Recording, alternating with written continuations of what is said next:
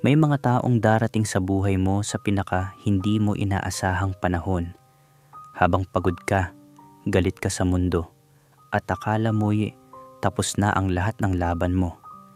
Ganyan ang nangyari kina Gab at Omar. Isang balo, matipunong construction worker, at isang baklang parlorista na ang tanging nais lang ay may mahalin at mahalin din pabalik. Sa finale ng kwento nila, masisilip natin ang unang gabi ng kanilang pagtanggap, punong-puno ng kilig, tawanan, at yung klase ng init na hindi lang sa katawan, kundi pati sa puso. Ito ang kwento ng dalawang taong magkaibang-magkaiba pero pinagtugma ng tadhana sa construction site. Kung na-inlove ka sa kwento nila Gab at Omar, huwag kalimutang i-like, i-subscribe at i-share ang video sa tropa mong mahilig din sa real talk at kilig na BL Stories. Click mo na rin ang notification bell para updated ka sa susunod na kwento ni Kuya Will. Special shout out to Tony Tantuan. Salamat sa suporta at pagmamahal sa ating mga kwento. Mabuhay ka. Simulan na natin ang kwento.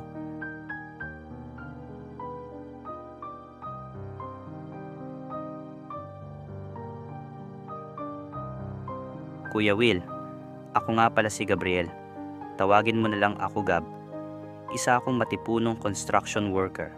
Namatayan ng asawa ilang taon na ang nakalipas at may 2 anak sa probinsya. Construction worker ako dito sa Maynila, 6 na taon na. Araw-araw, pare-pareho ang galaw, trabaho, pawis, init, pahinga. Pero may isang araw na naiba ang ikot ng mundo ko. At mula noon, hindi na ako naging pareho. Noong araw na yon, lunch break namin. Pawisan ako kakatapos lang magbuhat ng sako. Bigla na lang may sumigaw mula sa kalsada, sa tapat ng site. Uy, poging ducks, tara lunch tayo, may extra akong adobo. Napalingon ako. Isang bakla, maiksi ang shorts, nakasando, at may dalang food container. Hindi ko siya kilala. Parang bagong salta o di kaya'y ngayon lang napadpad sa area. Hindi ko siya pinansin. Bumalik ako sa pagkain ko. Wala akong pakialam. Poging ducks, di ka ba kumakain ng adobo? Masarap to, swear.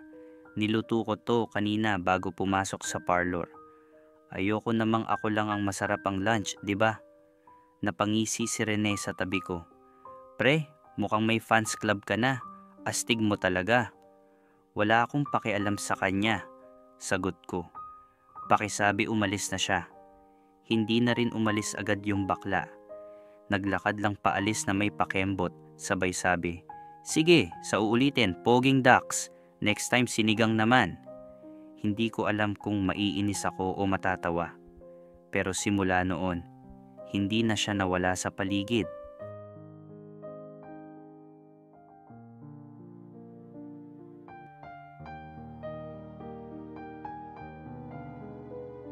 Naalala ko pa yung gabing iyon. Umuulan ng malakas. Natrap ako sa kabilang site at tanging trapal lang ang pananggalang ko sa ulan.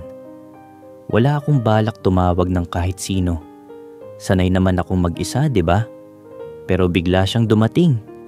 Poging ducks, nandito ka pa pala. Paglingon ko, siya na naman. Bit-bit ang payong at plastic bag na may pagkain. Anong ginagawa mo rito? Tanong ko, medyo iritado.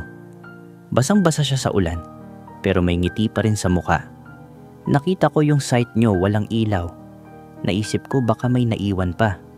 Nakita kita, kaya eto, may dalang pansit. Mainit pa yan. Gusto ko sanang umayaw. Pero gutom na rin ako at hindi ko na kayang tiisin ang lamig. Tinanggap ko yung pagkain. Tumabi siya sa akin. Pareho kaming nakasilong sa isang trapal. Tahimik kami ng ilang minuto hanggang sa bigla kong naibulalas. Alam mo ba kung gaano kahirap maging ako? Napatingin siya sa akin. Tinuloy ko na. Naiwan ko mga anak ko sa probinsya. Namatay ang asawa ko. Araw-araw, kailangan kong magpakalakas. Pero minsan gusto ko na lang bumigay. Ang hirap. Hindi ko alam kung hanggang kailan ko pa kaya kakayanin. Pumatak ang luha ko nang hindi ko namamalayan. Hindi dahil sa kanya, kundi dahil sa lahat ng sakit na tinatago ko. Yung bigat ng buhay na mag-isa kong binubuhat para sa mga anak ko. Hindi siya agad nagsalita. Tahimik lang siyang nakatingin sa ulan. Hindi mo kailangan magpakalakas palagi. Poging ducks, bulong niya. Minsan, okay lang mapagod. Hindi ko alam kung bakit pero ang gaan ng loob ko sa kanya bigla. Sa unang pagkakataon, may taong hindi ako tinanong kung anong nagawa ko sa buhay, kundi kung kamusta na ako talaga. Pagkatapos noon, bigla niyang iniabot ang kamay niya. By the way, Omar pala pangalan ko. Ikaw? Gabriel, sagot ko. Kaya pala Gab ang vibe mo. Pwede ba yun? Gab na lang itatawag ko sa'yo. Ngumiti ako ng bahagya. Kahit wala ka nang itawag, wag ka lang maingay. Tumawa siya. Gab it is.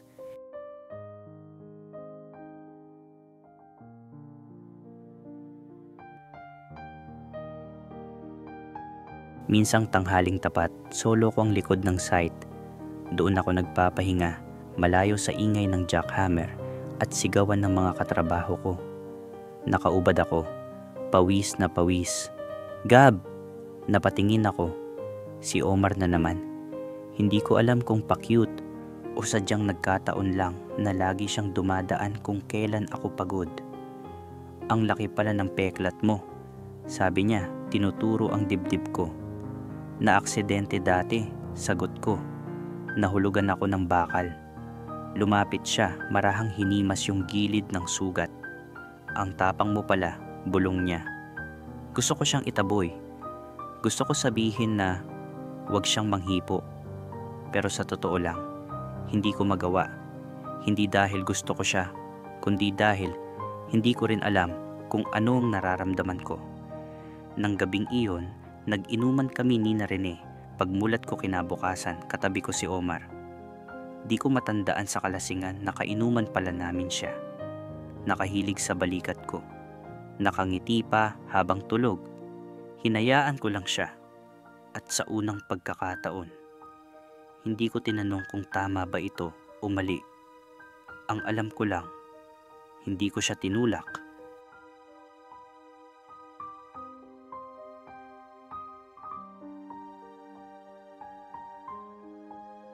Kuya Will, hindi ko na mabilang kung ilang beses ko nang tinanggihan si Omar. Pero mas persistent pa siya sa pangungulit kaysa ulan sa tag-ulan. Hindi siya umaatras. Hindi siya sumusuko. At minsan, naiisip ko, baka nga, yun ang kailangan ko. Isang gabi, pagkatapos ng trabaho, niyaya ako ni Rene uminom sa barracks. May dalang gin, chicharon at saging. Pasimple rin niyang inimbitahan si Omar. O pre, para makabawi ka sa amin, sabi niya sabay kindat. Hindi ko alam kung trip niya lang ako asarin o gusto niya lang ng audience sa panunukso. Pagkalipas ng ilang shot, medyo umiinit na ang pakiramdam. Nag-CR si Rene at naiwan kaming dalawa ni Omar. Tahimik siya, hindi tulad ng dati. Okay ka lang? Tanong ko. Oo naman, sanay na akong hindi pinapansin. Sabay ngiti niya, pero may lungkot sa mata. Napabuntong hininga ako. Hindi ko sinasadya. May mga araw lang talaga na parang gusto ko na lang maglaho. Tumango siya. Naiintindihan ko, Gab. Pero kahit anong lungkot mo, andito lang ako.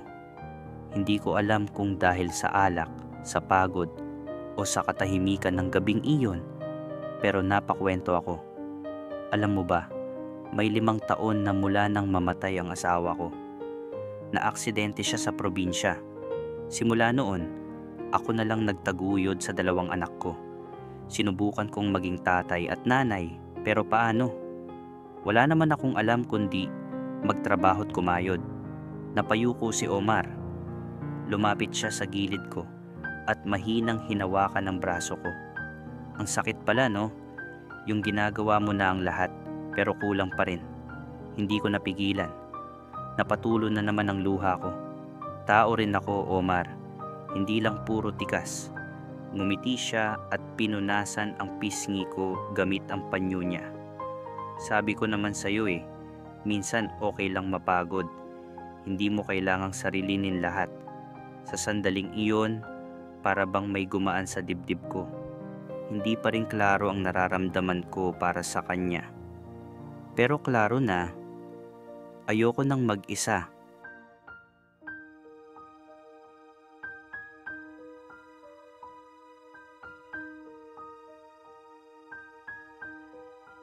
Kuya Will, kinabukasan, hindi ko alam kung paano ko haharapin si Omar. Parang may nabuksan na damdamin sa loob ko kagabi. Hindi ko man inamin, pero sa simpleng pakikinig niya may nabago.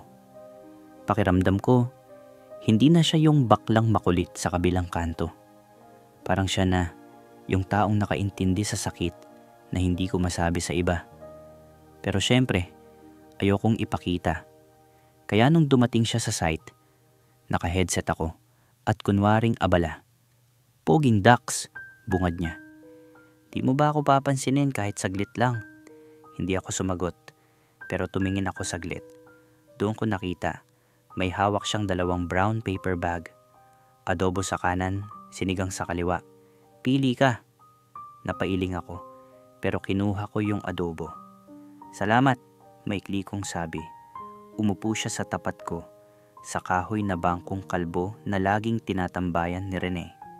Alam mo, panimula niya, nung una, crush lang talaga kita.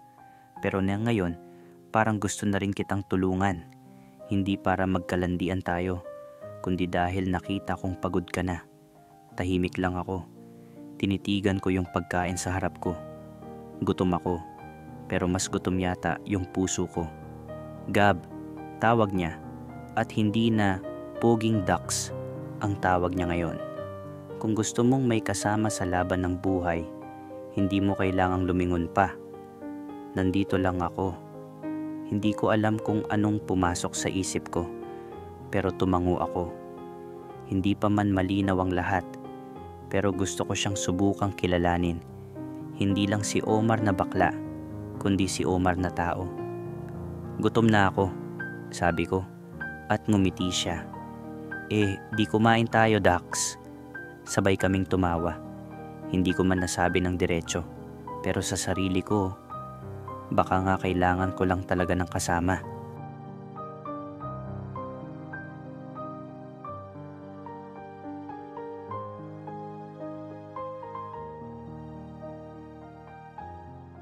Ilang linggo na rin ang lumipas mula nung gabing yon. Hindi na kami madalas mag-usap sa harap ng iba, pero kapag break time o uwian, dumadaan siya sa barracks. May dala siyang pagkain o minsan candy lang, basta may dahilan para bumisita. Isang gabi, habang naglilinis ako ng barracks, dumating siya.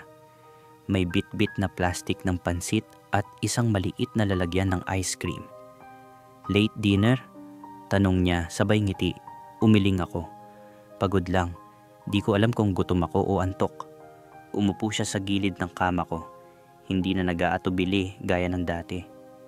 Gab, gusto mo bang lumipat na sa akin? Tanong niya bigla. Napatingin ako sa kanya. Ha? May bakanting kwarto sa apartment ko. Maluwag. May sariling CR. Di na mainit. Wala nga lang aircon. Sabi niya habang nilalapag ang pagkain sa lamesa. Wala akong pambayad. Sagot ko agad. Hindi mo kailangang magbayad. Sabi mo nga, nahihirapan ka na. Ayoko nang nakikita kang ganito araw-araw. Gusto ko lang na may konting ginhawa ka man lang. Tahimik ako. Omar, wala kang utang na loob sa akin ha? Hindi ito charity. Gusto lang talaga kitang tulungan. At kung sakaling mapalapit tayo, hindi ko tatanggihan. Pero hindi ko rin ipipilit. Nagalo ang pagkalito at pagkalambot ng dibdib ko. Sa dinami-dami ng taong kilala ko sa Maynila, siya pa yung nagpakita ng ganitong malasakit. Hindi ko sinagot, pero nang tinikman ko yung pansit at ngumiti sa lasa, alam ko na baka handa na nga akong tanggapin ang alok niya. kahit hindi pa malinaw kung saan kami patutungo.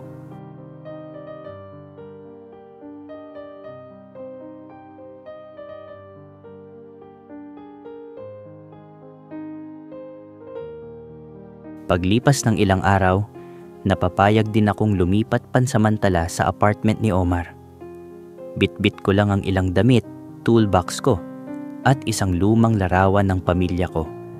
Yung huling kuha naming buo pa kaming 4. Pagpasok ko sa kwarto, simple lang. May kama, maliit na cabinet, electric fan, at kurtinang hindi naman bago pero malinis. Wala ngang aircon, gaya ng sabi ni Omar. Pero ramdam ko agad ang kaibahan. Maaliwalas, tahimik, at higit sa lahat, hindi amoy barracks. Pasensya na kung hindi masyado enggrande, ha? Sabi niya habang iniaabot sa akin ng tuwalya.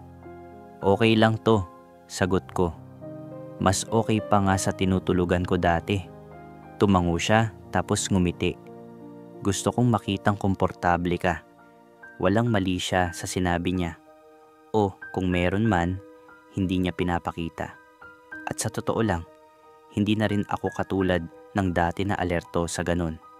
Parang mas pinapansin ko na lang na ngayon kung paano niya ako tinatrato, hindi bilang lalaki, kundi bilang tao. Kinagabihan, sabay kaming kumain. Niluto niya raw ang paborito niyang ulam, ginisang munggo na may malutong na chicharon sa ibabaw.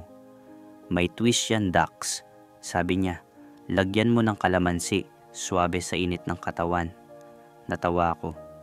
Galing mong magluto Marunong lang. Kailangan, marunong kang alagaan sarili mo, lalo na pag mag-isa ka. Napatingin ako sa kanya. Doon ko na-realize, hindi lang pala siya basta pabibo at malambot. May lalim din siya. Isa rin siyang nilalang na nasaktan, nagmahal, at piniling maging matatag. Pagkatapos kumain, nagkape kami sa balkonahe ng apartment. Tahimik lang ang paligid. Ang ilaw mula sa poste ang tanging liwanag namin. May ibong nagkukuwento mula sa malapit na puno. Gab, bulong niya. Alam kong hindi mo ako mahal at hindi ko hinihingi yon. Pero sana, bigyan mo ko ng pagkakataong mapatunayan na karapat-dapat din akong mahalin. Hindi dahil sa kung ano ako, kundi kung paano ako magmahal. Wala akong masabi. Kasi sa totoo lang, hindi ko rin alam kung anong sagot ko. Pero ang sigurado ko lang, sa unang pagkakataon sa mahabang panahon, hindi ako nag-iisa.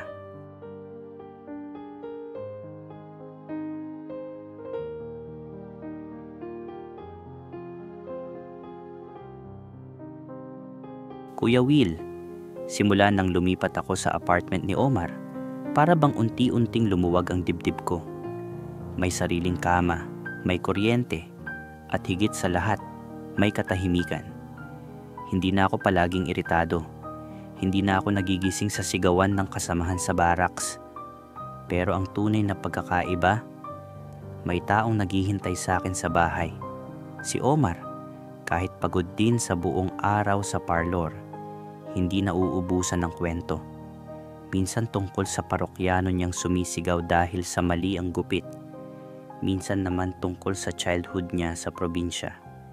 Pero sa lahat ng kwento niya, isa lang ang paulit-ulit niyang pinaparamdam, na importante ako sa kanya. Sa simpleng pag-abot ng pagkain, sa tahimik na pag-upo sa tabi ko, habang nanonood kami ng TV, ramdam kong unti-unti niya akong pinapalambot. Isang gabi, habang naghuhugas siya ng plato, at ako naman ay nagkukumpuni ng sirang electric fan, bigla siyang nagsalita. Gab, 5 taon din kaming magkasama ng dati kong partner. Akala ko siya na. Pero isang araw, umuwi akong wala na siya. Wala man lang sulat. Wala ring paliwanag. Napalingon ako sa kanya. Ngumiti siya pero halatang pilit. Bakit mo kinikwento sa akin ito? Tanong ko. Para alam mong hindi lang ikaw ang may bit-bit na sakit. Pareho tayong sugatan. Pero hindi ibig sabihin, hindi na tayo pwedeng magmahal muli. Wala akong nasabi. Sa halip, Pinagpatuloy ko ang pagkumpuni sa fan. Pero sa loob-loob ko, parang may gumuguhit na linya mula sa kanya papunta sa puso ko.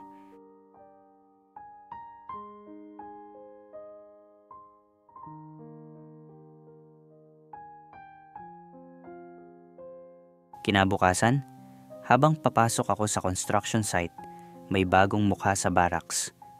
Matangkad, medyo may edad, at may dalang toolbox.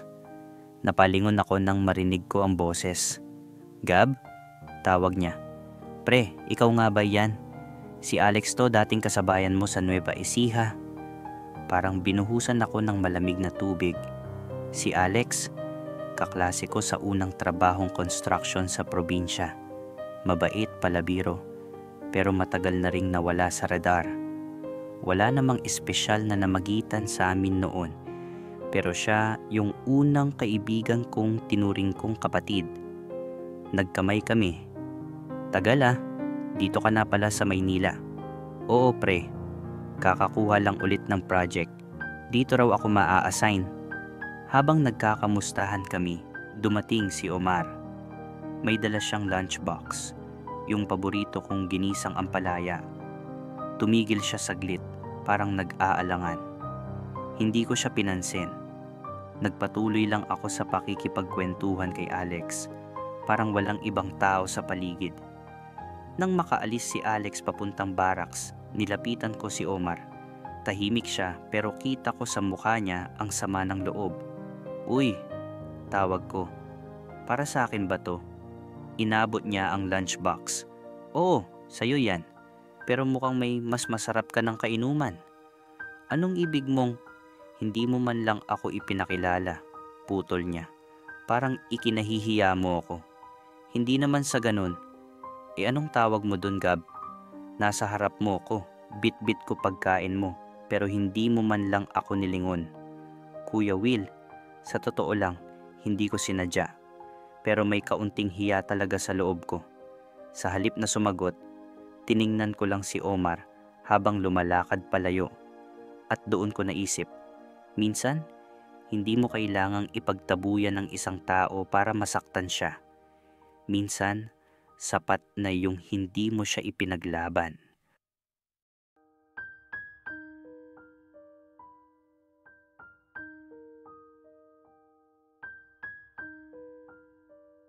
Kuya Will, simula nung araw na yon, nung hindi ko ipinakilala si Omar kay Alex, parang may yelong bumalot sa pagitan naming dalawa. Magkahiwalay man talaga kami ng kwarto sa apartment, pero simula noong insidenteng iyon, parang mas naging makapalang dingding na namamagitan sa amin. Tahimik siya.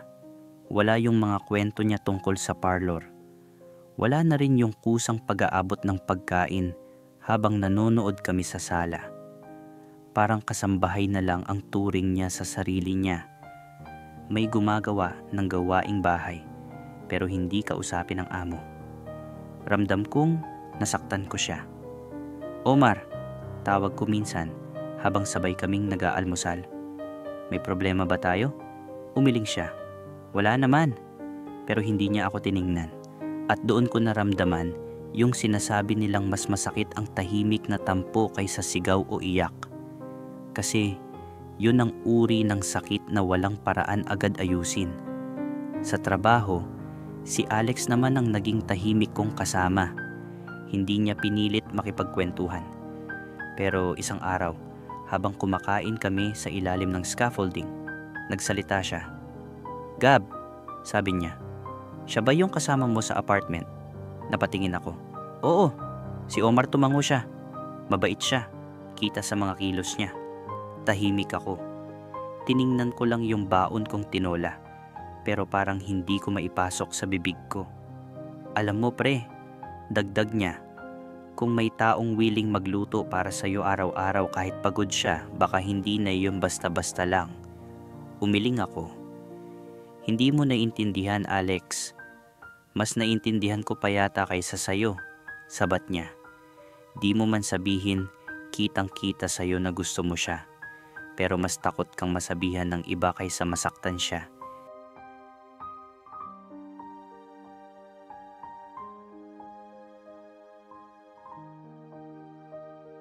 Pag-uwi ko, nadatnan ko si Omar na naglalaba sa balkonahe. Tahimik pa rin. Lumapit ako.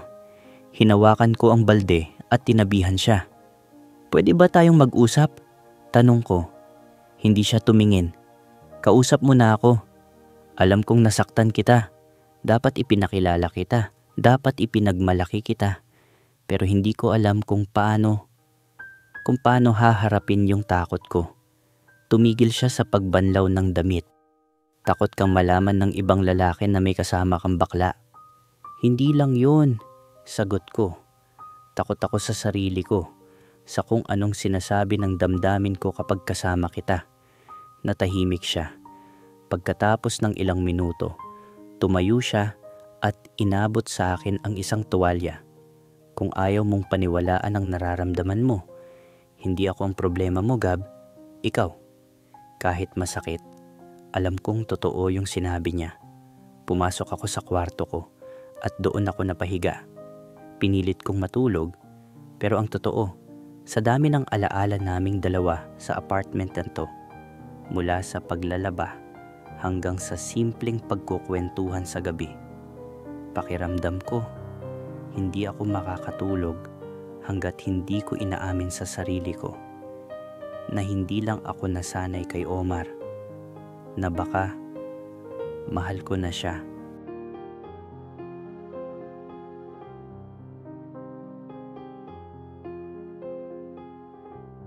Kuya Will, simula nung nagkaayos kami ni Omar, para bang muling lumiwanag ang apartment namin.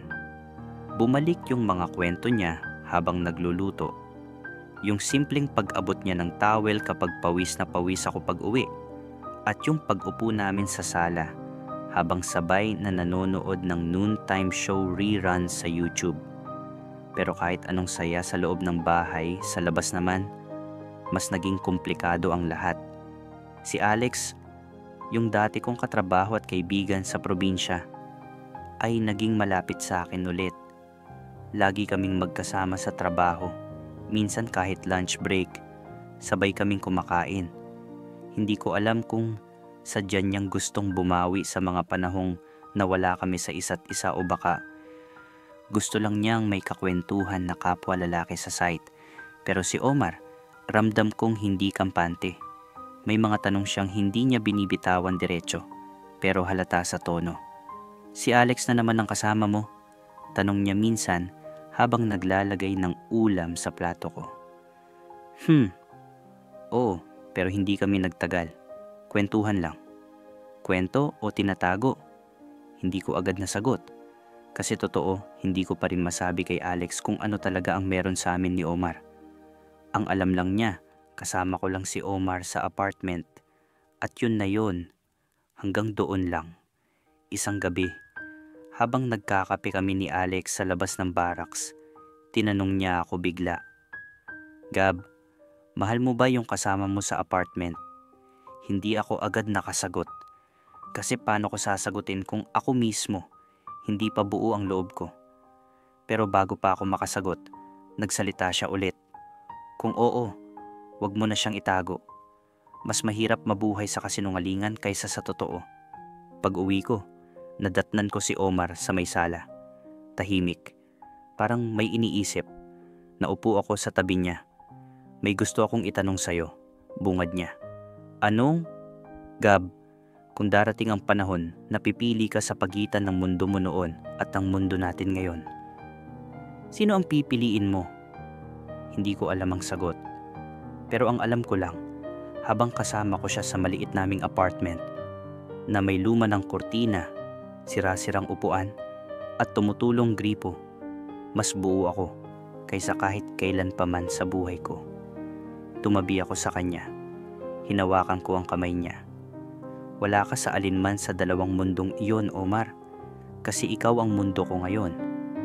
Napayakap siya sa akin. Mahigpit.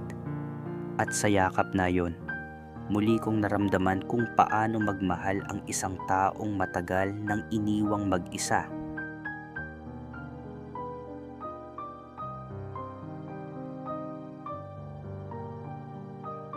Kinabukasan sa construction site, tila may bago na namang issue ang mga tropa.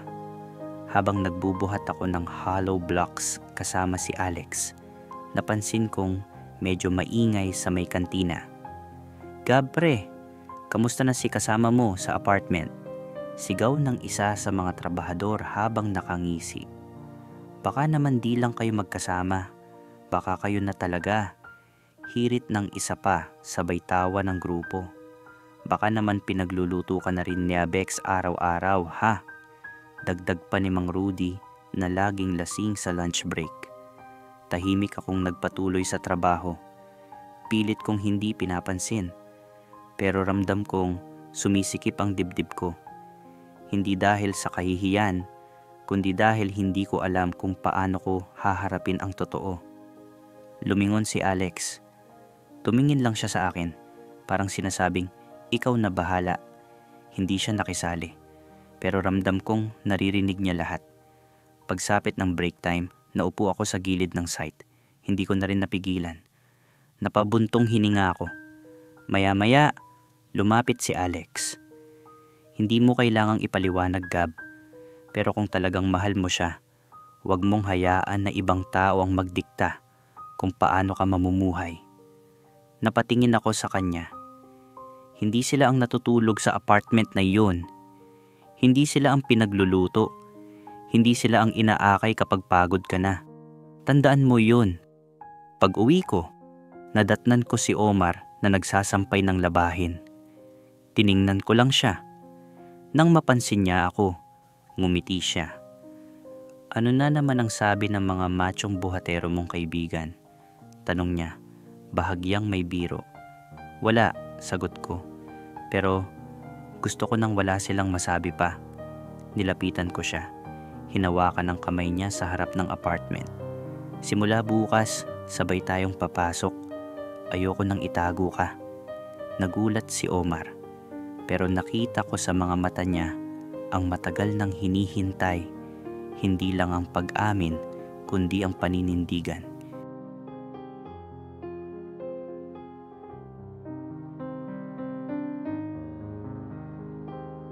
Kuya Will, simula nung nagsabay na kaming pumasok sa trabaho ni Omar, parang unti-unting nagbago ang ihip ng hangin. Oo, may mga bulungan pa rin. May mga mata pa ring sumusunod sa amin.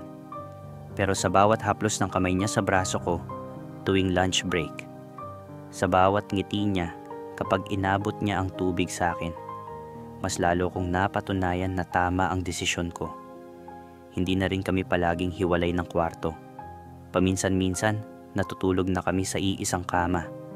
Lalo na kung malakas ang ulan o kung pareho kaming pagod. At doon ko mas naramdaman ang tahimik na saya. Yung klase ng katahimikan na hindi nakakabingi, kundi nakakapanatag. Isang gabi, habang pareho kaming nakahiga, nakaunan siya sa braso ko. Bigla niyang binanggit, "Gab, kung darating ang araw na ipakikilala mo ako sa mga anak mo, anong gusto mong itawag nila sa akin?" Hindi ako agad nakasagot. Pero pinisil ko ang kamay niya, hinaplos ko ang buhok niya, at bumulong ako. "Kung papayag sila, sana tawagin ka nilang Papang." Umiyak si Omar. Tahimik. Hindi yung arte o malalim na hikbi, kundi yung luha na punong-puno ng pag-asa at pananabik. At nung gabing inyon, sa unang pagkakataon, pinagsaluhan namin ang init ng isa't isa. Wala nang alinlangan. Wala nang tanong. Hindi na ako nagtago. Hindi ko na pinigilan ang sarili ko.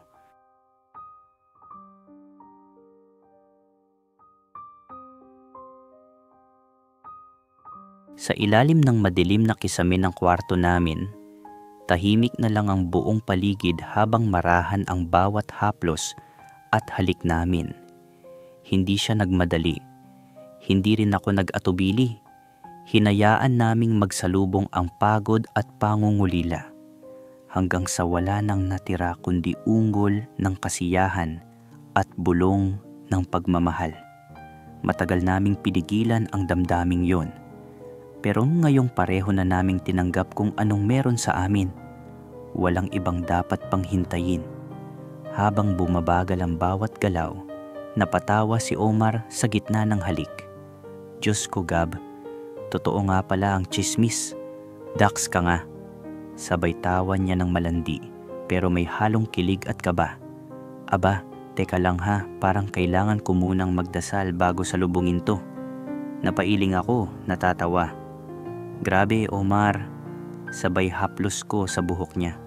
Teka lang, Gab. Umarte pa siya na parang mamamatay sa kaba. Pang-international size ang to. Anong plano mo, ha? Gira agad? Tumahimik ka nga. Sabay hila ko sa kanya pabalik sa kama. Sa pagitan ng mga halik at tawanan, naging totoo ang lahat. Walang kaplastikan, walang drama. Puro damdamin, puro totoo. At sa gitna ng init ng gabi, naramdaman ko yung klase ng koneksyon na mas malalim pa sa katawan. Pagkatapos, pareho kaming nakahiga, pawisan, pero magaan ang loob. Grabe, Gab, hingal ni Omar. Pwede bang ito na lang ulit-ulitin natin tuwing off mo? Anong tingin mo sa akin, pahingahan ng mga pusong napagod? Sabay tawa ko habang yakap siya ng mahigpit. Hindi, bulong niya. Tahanan ka, tahanan ko. Simula noon, nag-ipon na kami. Balak naming umuwi sa probinsya sa susunod na taon at unti-unting ipakilala si Omar sa mga anak ko. Hindi bilang pamalit sa ina nila, kundi bilang taong kasama kong bumangon sa pinakamadilim na bahagi ng buhay ko. Sa wakas, hindi na ako galit sa mundo. Kasi sa maliit na kwarto naming dalawa, natagpuan ko ang tahimik na tahanan na matagal ko nang hinahanap. Hindi perpekto, pero totoo. At para sa akin, sapat na yun.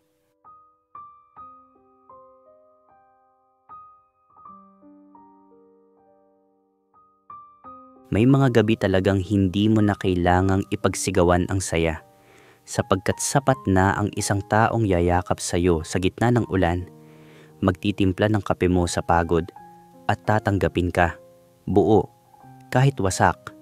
Ito ang kwento ni Gab at Omar, isang lalaking sugatan, at isang baklang marunong magmahal ng higit pa sa inaasahan.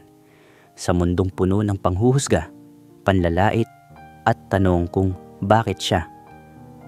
Kung kunaantig ka, napangiti, o baka napaluha kahit kaunti sa kwentong ito, pakisama na sa pagyakap sa mga kwentong tulad nito. Like mo na ang video, mag-subscribe, at huwag kalimutang i-click ang notification bell para sa mga susunod pa nating totoo at may kirot sa pusong kwento. Ako si Kuya Will, at ito ang M2M Desires, kung saan ang pag-ibig, kahit anong anyo, ay may karapatang maramdaman, marinig, at mahalin. Hanggang sa susunod, mga be. Lagit lagi magmahal ka sa paraang ikaw rin ay minamahal.